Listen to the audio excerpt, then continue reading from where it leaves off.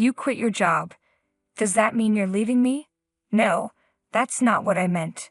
Becoming independent is just a career shift for me. It doesn't mean there's no income. You're going independent. Are you serious? That won't work. Well, if you feel that way, maybe it's time for us to go our separate ways. Wait, are you talking about divorce? I can't support someone who isn't working. My name is Lisa. I'm 40 years old, balancing work and raising my child. I took time off when my daughter was born, but when she started elementary school, I was fortunate to be rehired by my previous employer. I primarily work from home now. With my daughter in 6th grade and my life more settled, I believe it's time for me to explore new opportunities at work. My husband is 40 just like me. When we first got married, he was a salesman with a promising future. Confident in his abilities, he switched jobs 3 years ago, hoping for a better salary. However, the outcome was the exact opposite. His new salary is lower, his benefits are worse, and he now works overtime every day. My family runs a farm in the countryside. Since she was young, my daughter has enjoyed spending time there, helping out in the fields whenever she visits. My parents love working alongside their grandchildren and have always been dedicated to involving her in farm work. Despite this, my husband despises the countryside and refuses to visit my parents' house with me for any reason. I'm heading back to my parents' house for a week. What about you? I've got work, so I won't be joining you. I'm tied up with a project that's nearing completion. Got it. I always knew my husband wouldn't be coming along, but it's important to ask anyway. Even if you're aware he won't be there, it's part of being a family.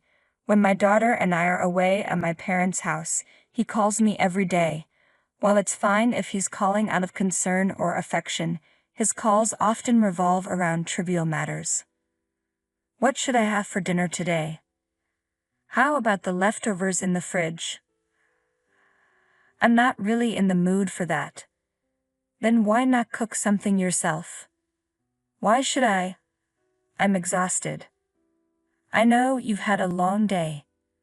By the way, where are my change of clothes? They're folded in your usual drawer. Whoa, what's with these corners folded like this? Well, if you're not going to take care of it, then you're on your own. My husband has been like this the entire time I've been at my parents' house. I mostly ignored his calls and messages. He's never happy when my daughter and I visit my parents. Every time we return home, the place is a mess with garbage everywhere. Mom, when we visit Grandpa's house, he always leaves the room in such a state. Yeah, he does. Why do you always end up cleaning up after him? Mom, he's the one making the mess, right? Shouldn't he clean up after himself? Absolutely. My daughter is just as frustrated with my husband's attitude as I am. Even though we enjoy our time at Grandpa's house, I dread coming home to a messy place. Yeah, Mom doesn't like it either. Hey, can we leave Grandpa's house soon? I feel bad for Grandpa and Grandma. They work so hard in the fields. I wish I could help them more. Thank you. Grandpa and Grandma would really appreciate that. My daughter's kindness is a stark contrast to my husband's selfishness. I'm growing increasingly tired of his childish behavior. After a long vacation, I returned to the office to discuss my health, annual assessments, and future goals. My daughter's suggestions inspired me to present a proposal to the president. Why don't we use our program to integrate more IT into agriculture? Well, that's a concept other companies have been exploring for quite some time. That's true. It's a field that's been established abroad for decades. Japanese companies have been developing new agricultural business models for the past 10 years.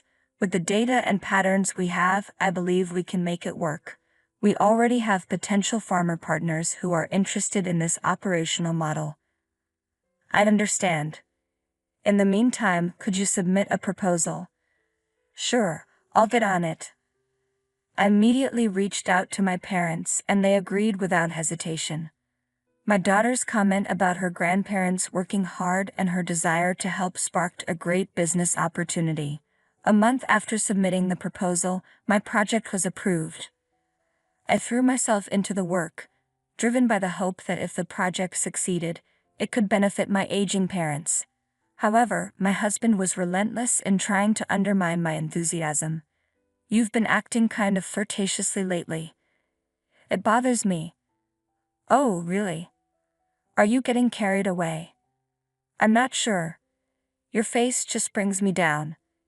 If it's affecting your mood, then you don't have to look at me." I understand what my husband is doing.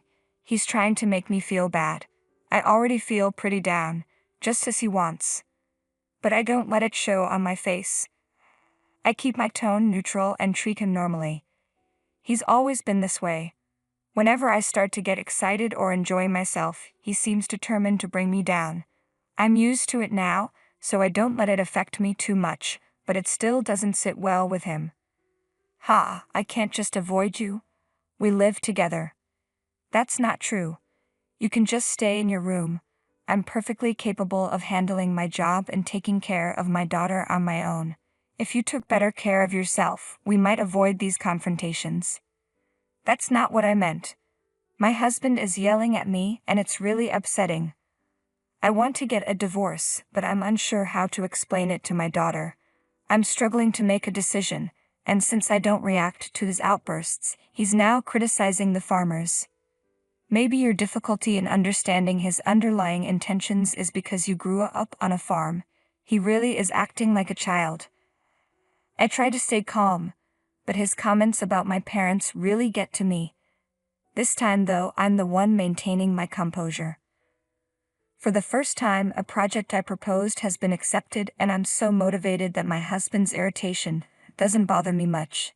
"So you're saying you can't do your job because you grew up in the city?" That's crossing the line. That's exactly what I'm going to tell you. Stop being a jerk. No, you were the one who started this. We've been arguing a lot lately. He used to be a nice guy, but he changed just before he switched jobs. My husband and I were already struggling to get along, but my work was going great. A few months later, I decided to resign from the company after discussing it with them and citing a licensing agreement. I chose to become independent. I had informed my husband about this decision in advance, but he clearly didn't pay attention. As soon as I resigned, he told me he wanted a divorce. "You quit your job. Does that mean you expect me to support you?" No, that's not it. Becoming independent is just like changing careers. It doesn't mean there won't be any income. You're going independent? Are you serious? That's not going to work. Well, if you feel that way, maybe you should go independent from me too. Wait, are you talking about divorce? I'm not going to support someone who isn't working. I was taken aback by his sudden mention of divorce. It left me speechless because my thoughts were focused on our daughter. "Mom, get a divorce."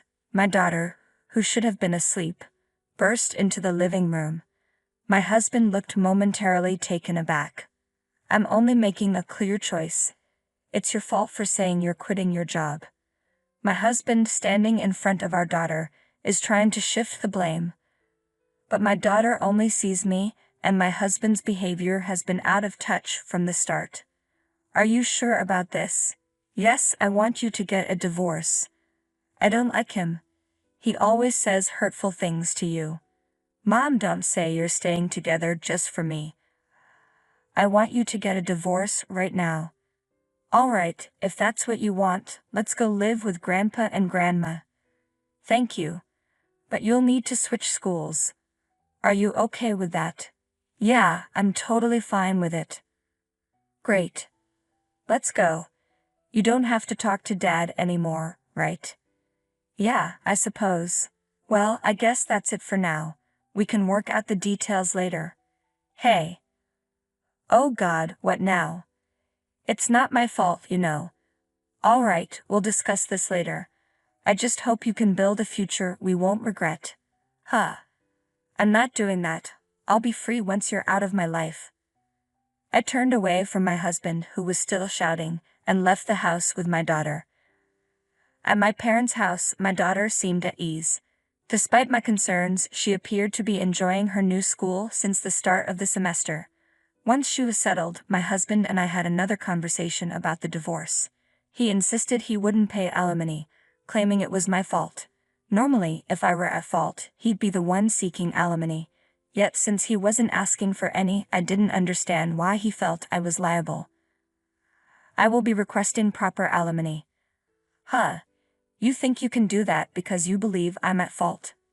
I knew it. You're just unemployed and lacking any real understanding. How can I be at fault? I haven't done anything wrong. True, you haven't done anything about the house or our daughter. I was shouldering all the responsibilities while you were content, but you're always so accommodating to Mary, handling everything for her. What? I placed the evidence of my husband's infidelity on the table. What's this? How did you get this? Did you steal my phone? That's rude. Excuse me. You're the rude one. You're a married man. What do you think you're doing? And I didn't gather this evidence. You had the means to hire a detective. It's about our daughter. Ha! She's the one who collected all this. After we separated, my daughter told me that you used to walk arm in arm with a woman she didn't recognize. She used my laptop to sync your phone and showed me the data. She even encouraged me to divorce you, saying she hates you. She's upset that you're her father. So I can divorce you without a second thought. I can't believe you allowed your daughter to see these pictures of you. You're such a poor father. I have all the evidence, so there's no point in making excuses. Also, your new job is a result of yet another affair, and you mentioned you're paying alimony to that affair partner's husband. You even lied about your salary being reduced, and I've looked into everything. After hearing this, my husband, who had been so obstinate, finally nodded in acknowledgement. I'm proud of our talented daughter.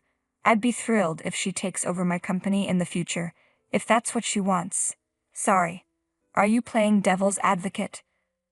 Let's not get divorced after all. You wouldn't want to be unemployed, would you?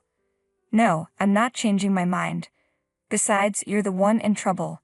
If you refuse to pay alimony and child support in a lump sum, I'll go to your company and tell them everything. Hey, if you do that, I'll lose my job. Maybe it's time you start looking for a new one then. You're going to regret this for the rest of your life. My husband stopped and asked for my help, but I merely smiled and dismissed him. When he hesitated to sign the divorce papers, I hired a lawyer and let them handle everything. Within less than 2 weeks, our divorce was finalized.